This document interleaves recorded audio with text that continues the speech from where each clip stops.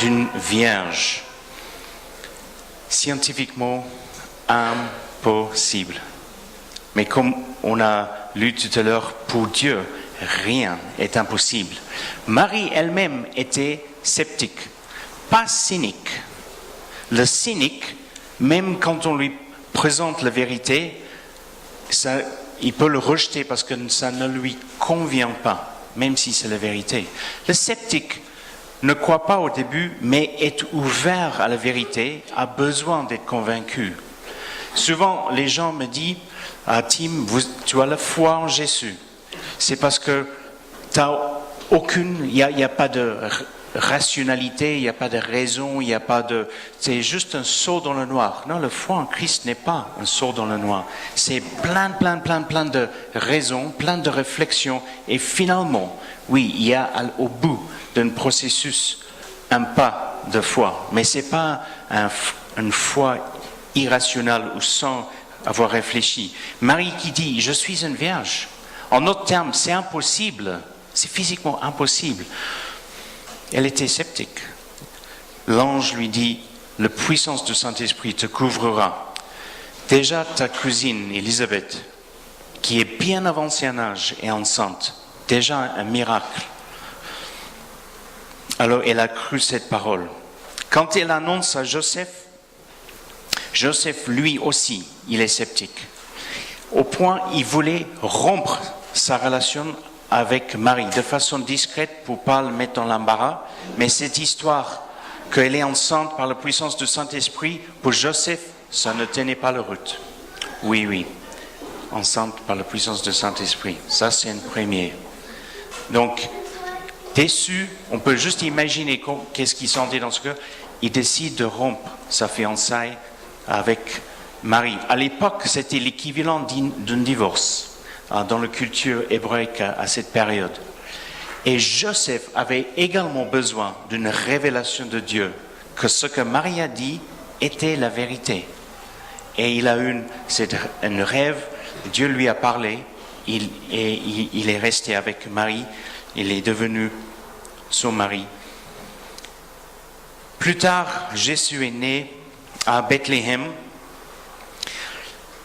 C'est aussi quelque chose qui est remarquable. Bethléem, considéré un des villages les plus petits de Juda, pas très signifiant.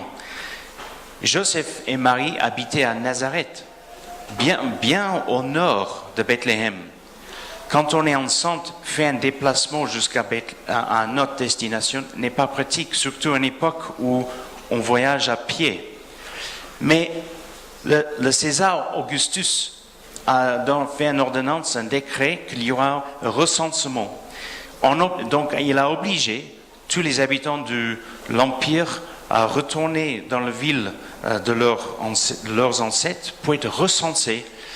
Ainsi, Joseph était obligé d'amener Marie avec lui à Bethléem. Coïncidence?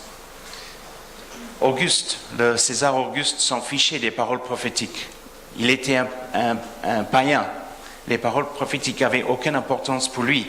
Et pourtant, il a accompli la parole de Dieu, parce que le prophète Michée, en chapitre 5, verset 1, a écrit, sous l'inspiration du Saint-Esprit, que le Messie sera né à Bethléem. Et cet recensement a obligé Joseph et Marie de faire un voyage d'à peu près 150 km à pied. Marie sur un âne, pas très confortable, jusqu'à Bethléem. Après, Jésus a grandi à Nazareth, un village insignifiant, tellement insignifiant que chez les Hébreux, chez les Juifs, il y avait un dicton. Peut-il venir de Nazareth quelque chose de bien? Et pourtant, c'est là où Jésus a grandi. Nazareth était dans un district, ou une région, dans un sens, dans un département, si vous voulez, la Galilée. La Galilée était une région méprisée, également par les Juifs. Les habitants considérés comme des gens rudes, peu cultivés. Et cette région était également considérée comme un terreau fertile pour les faux doctrines et les faux docteurs de la loi de Moïse. Impensable qu'un maître spirituel peut provenir de la Galilée. Est-ce que vous commencez à voir une tendance? Bethléem, insignifiant. Nazareth, insignifiant. Le Galilée, insignifiant. Et pourtant, le Galilée, en étant une région en Israël, une province des Romains en Palestine, une province qui était dans un coin obscur de l'Empire romain. Les historiens nous disent que cette région, ou la Judée, cette région de la Palestine, apportait peu d'impôts à Rome. Israël, loin de le centre culturel et philosophique de la Grèce, et encore plus loin de le centre politique de Rome. Mais ce qui rendait cette région unique, c'était un peuple qui avait une langue extraordinaire. L'hébreu, je ne parle pas l'hébreu, mais les académiques qui ont étudié la langue d'hébreu nous disent que c'est une langue très sophistiquée. Seul peuple sur la surface de la terre qui loue et qui adore et prie à un seul Dieu. Partout sur la terre, les gens étaient pour la plupart polythéistes, plusieurs dieux, et ils avaient l'habitude à tailler les images, les sculptures de leurs dieux, qu'on appelle les idoles. Mais en Israël, ce n'était pas comme ça. Déjà, un seul Dieu et interdiction de tailler une image, une sculpture, un idole. Il y avait ce peuple qui priait à un Dieu invisible et pourtant qui croyait d'être omniprésent. Un peuple monothéiste qui adorait Yahweh, le Dieu qui a créé l'univers. Une région unique, mais aussi une région où le peuple avait une réputation d'être rebelle. Moïse a eu l'expérience, un peuple rebelle. Nebuchadnezzar a eu l'expérience quand il a conquis Israël. Après, il a eu un arrangement avec les rois d'Israël qui payent les impôts et il a laissé en place la ville de Jérusalem et le temple. Et quand les Israélites ont rébellé contre lui, il est venu avec son armée, il a fait un siège et après presque 2 ans, il a pu pénétrer dans les remparts de Jérusalem, détruire la ville et détruire le temple que Salomon avait construit. Mais derrière cet événement triste dans l'histoire d'Israël, le peuple d'Israël a tourné leur cœur de Dieu et Dieu a enlevé sa main de protection et de bénédiction. Et donc beaucoup d'Israélites sont allés à Babylone en tant qu'exil, comme Daniel, Meshach, Shadrach et Abednego. Mais ce peuple a gardé leur relation avec Dieu. C'était toute leur histoire. Abraham qui a connu Dieu. Les textes nous donnent les indices que la famille d'Abraham louait la lune et que Dieu s'est révélé à Abraham. Et il a connu Yahweh, Dieu, le créateur de l'univers. Et une relation très forte s'est instaurée.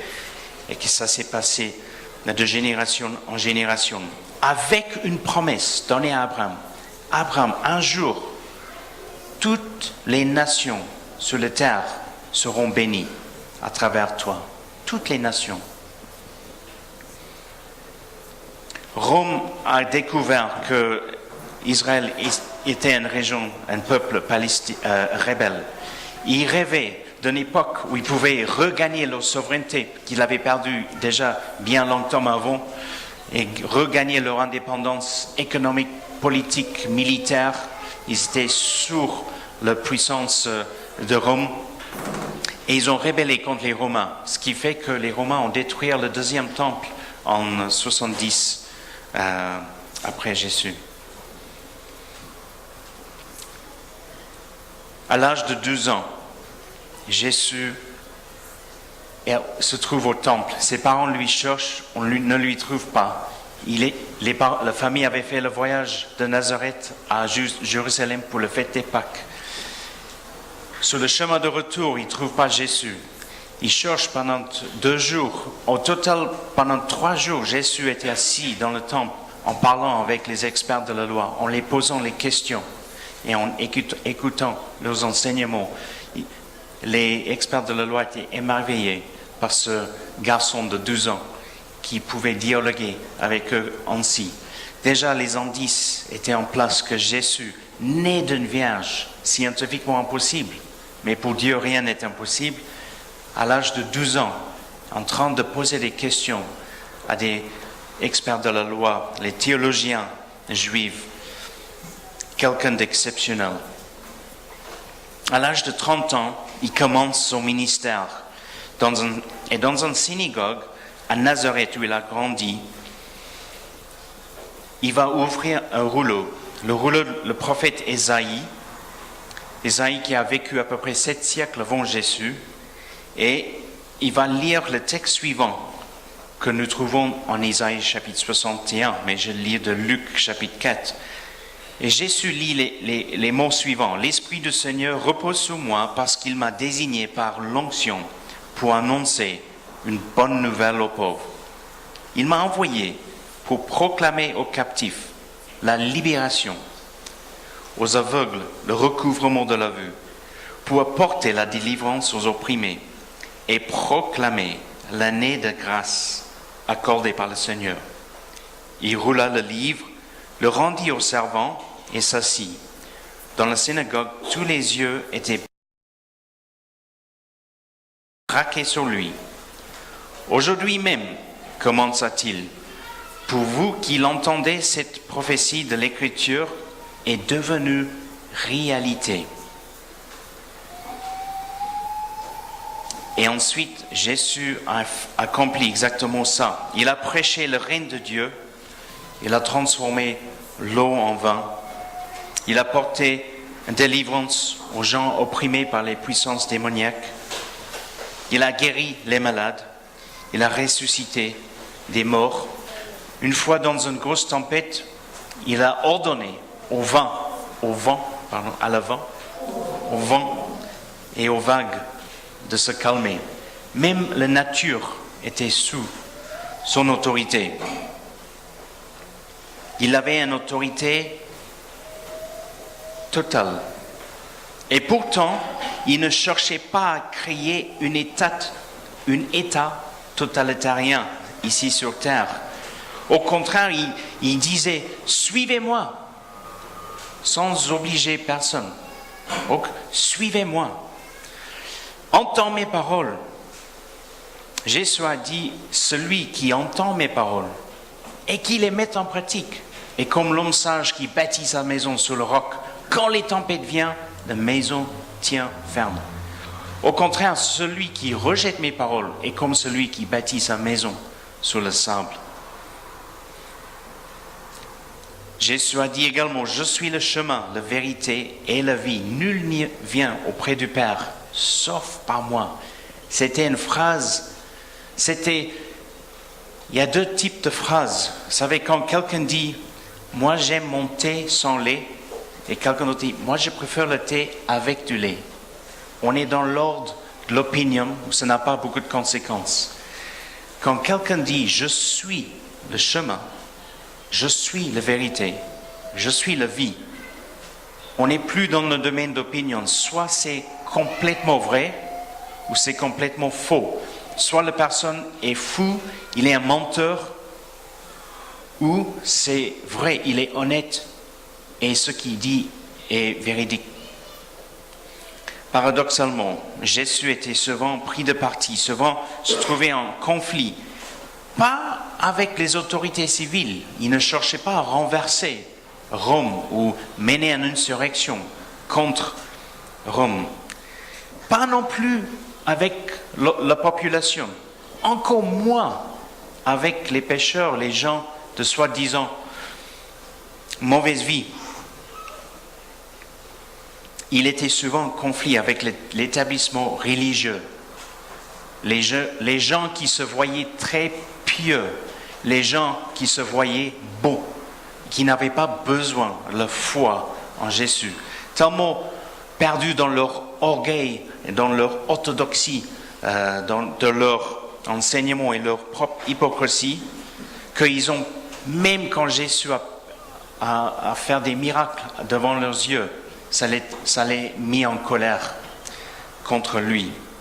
Ils n'ont pas pu reconnaître Jésus en tant que Messie, en tant que Sauveur. Alors, accusé à tort, il est amené devant le gouverneur romain, Pilate. Après l'avoir interrogé, Jésus qui dit rien, qui garde le silence, sauf quand Pilate lui demande « Mais est-ce que tu es le roi des Juifs ?» Et là, Jésus répondit « Oui, je suis, comme tu le dis, le roi des Juifs. » Pilate l'envoie à Hérode. Et Hérode et Pilate arrivent à la même conclusion. Cet homme n'a rien fait de mal, on ne trouve rien de mal en lui, en tout cas rien qui mérite la peine de mort. Mais les gens,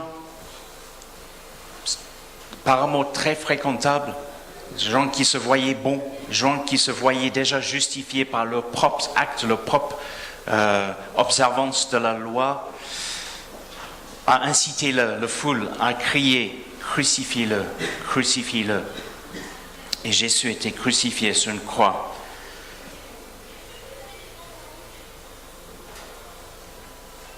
Comment est-ce possible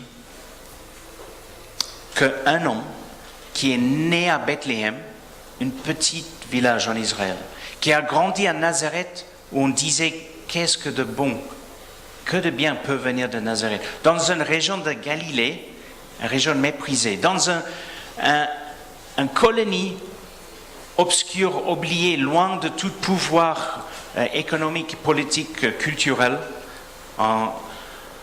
Comment est-ce possible que avec cet arrière-plan, un homme, Jésus, qui pendant seulement 3 ans a proclamé des choses, dit les choses, a pu bouleverser le monde comme il a fait. Nous sommes en 2018 et partout dans le monde, nous prêchons et nous annonçons la bonne nouvelle de Jésus, que Jésus est Fils de Dieu, qu'il est le Christ. L'évangile annoncé à Jérusalem, et chaque fois l'évangile annoncé a été confronté avec une réception hostile. Mais ce message a touché les cœurs des hommes et des femmes, et des gens ont placé leur foi en Jésus. Et l'Église a commencé.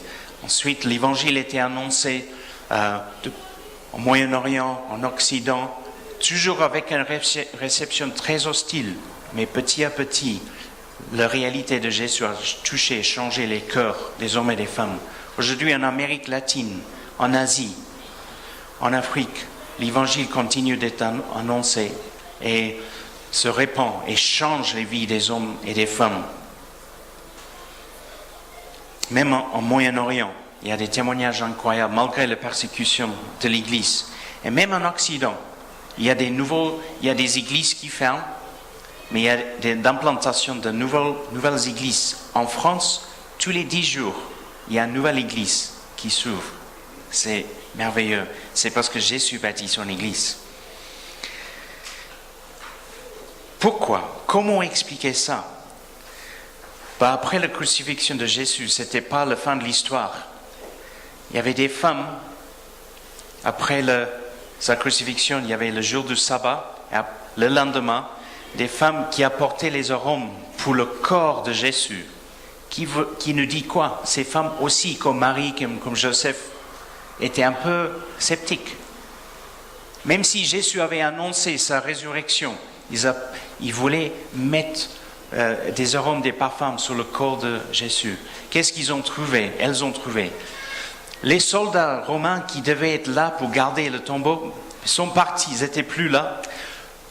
Le roche qui devait fermer l'entrée du tombe était de côté. Le tombe était vide. Jésus est ressuscité. Et ce matin, je n'ai pas le temps d'en discuter ce matin, mais c'est fascinant d'essayer de trouver quelles sont les autres explications plausibles pour un tombeau vide, autre que Jésus s'est ressuscité.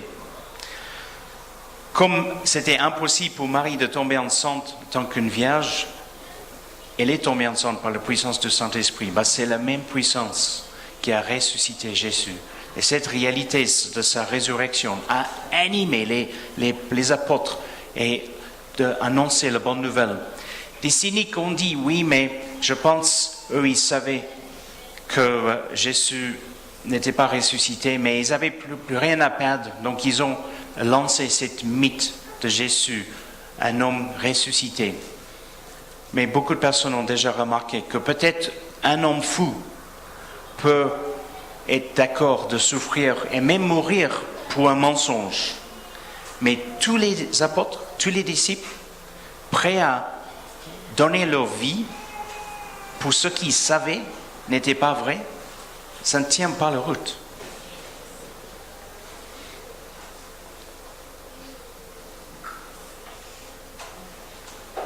Je suis né dans une famille chrétienne et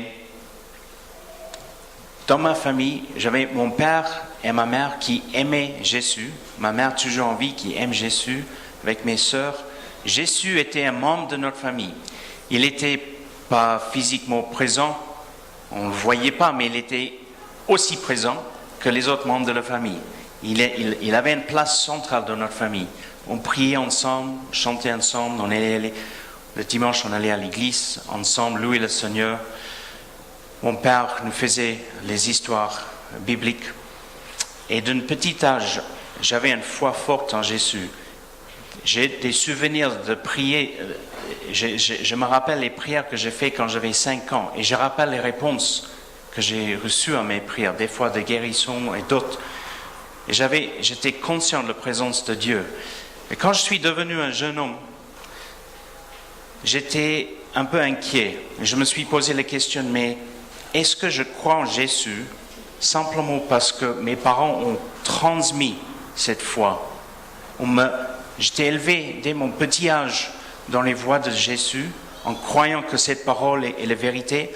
Est-ce que c'est simplement le fait de mon environnement? J'ai grandi dans ce contexte. Et peut-être si j'avais grandi dans un autre contexte, dans une autre partie du monde, peut-être j'aurais cru quelque chose d'autre. C'est-à-dire, j'avais la question, peut-être la vérité est relative. Et peut-être, est-ce que Jésus existe vraiment? Est-ce que ma foi n'est pas simplement qu'on m'a juste donné quand j'étais petit? Alors j'ai commencé à chercher pour moi-même, faire une recherche pour moi-même. Et c'était un long chemin. Mais j'étais honnête avec Dieu. Je dis, Seigneur, si tu existes, si vraiment ta parole est vraie, j'ai besoin. Il y a quelque chose dans mon cœur qui brûle, j'ai une intime conviction, tu es vrai, mais j'ai des questions dans ma tête et j'ai besoin des réponses à ces questions-là. Vous savez, cette idée que la foi en Christ est juste une aventure que les gens font parce qu'ils ne veulent pas réfléchir, c'est faux. Jésus nous invite à réfléchir. Il y a des moments où il a dit, regardez en moi mes miracles. Si vous ne croyez pas mes paroles, regarde à travers la puissance que je manifeste dans les mains. Il voulait fournir une preuve. Alors j'ai commencé à faire une recherche sur le plan scientifique. Est-ce que la science peut donner une explication pour d'où on vient, pourquoi on est là, la différence entre le bien et le mal?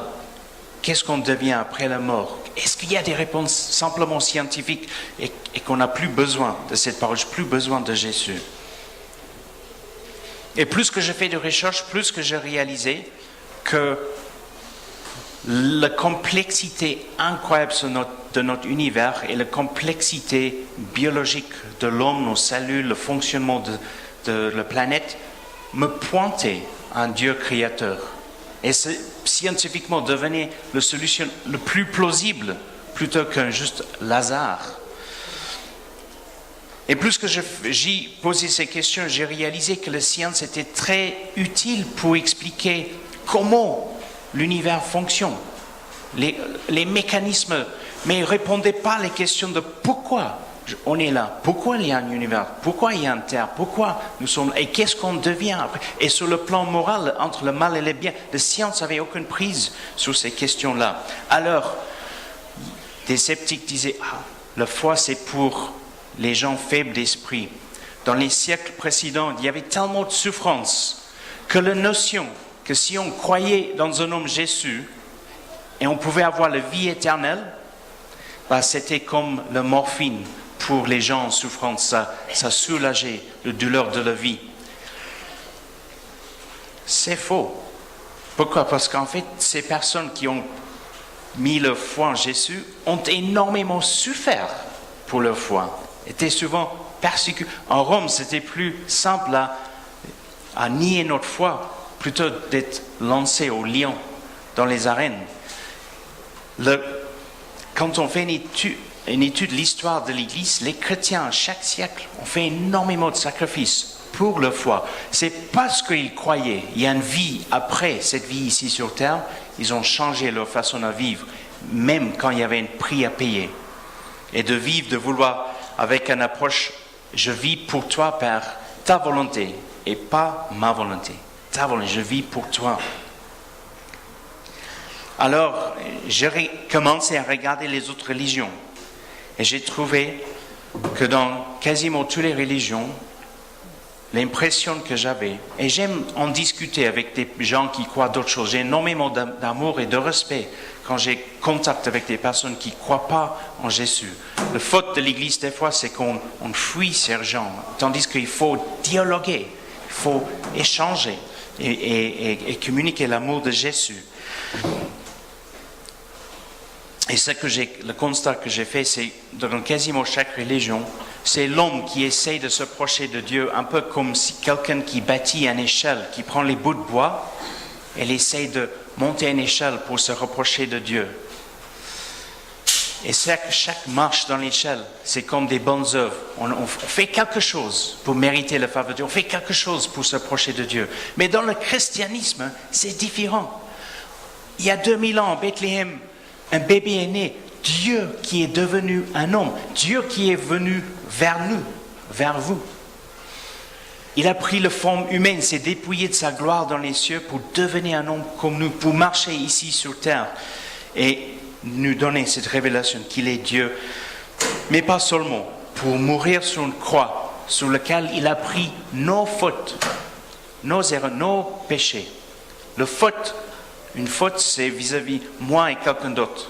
Mais le péché, c'est vis-à-vis moi et Dieu, pour lequel on a besoin de demander pardon. Dieu, Jésus l'a pris sur lui, sur la croix.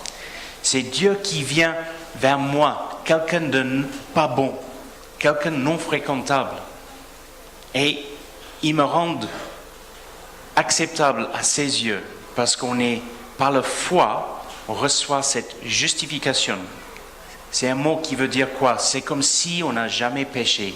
Déclaré juste par celui qui est parfaitement juste. Et donc le seul qui peut nous déclarer juste. Alors Dieu vient vers nous. Il vient vers cette femme qu'on a trouvée dans l'adultère. Quand on voulait la lapider, il dit, celui qui est sans péché soit le premier à lancer le premier pierre. Il a sauvé la femme de cette femme trouvé un adultère. Et il lui dit, moi non plus je ne te condamne pas, mais ne pêche plus. Les collecteurs d'impôts détestés en Israël. Jésus va vers ces gens-là, il va manger chez eux. Et il était critiqué par les pharisiens de l'avoir fait. Jésus, il vient vers toi, vers moi. Il dit, c'est pas à toi essayer de bâtir une échelle vers moi. Moi, je viens vers toi. Mais à toi de prendre le pas, de mettre ta foi en moi. Et c'est ça l'invitation que Jésus nous fait. Et Jésus, cette question existe toujours. Qui dis-tu que je suis? Qui dis-tu que je suis? Ce n'est pas une question qu'on peut prendre à la légère. On peut l'éviter, on peut l'éloigner de nous, mais quelque part, on doit répondre à cette qui dis-tu que je suis? Prions.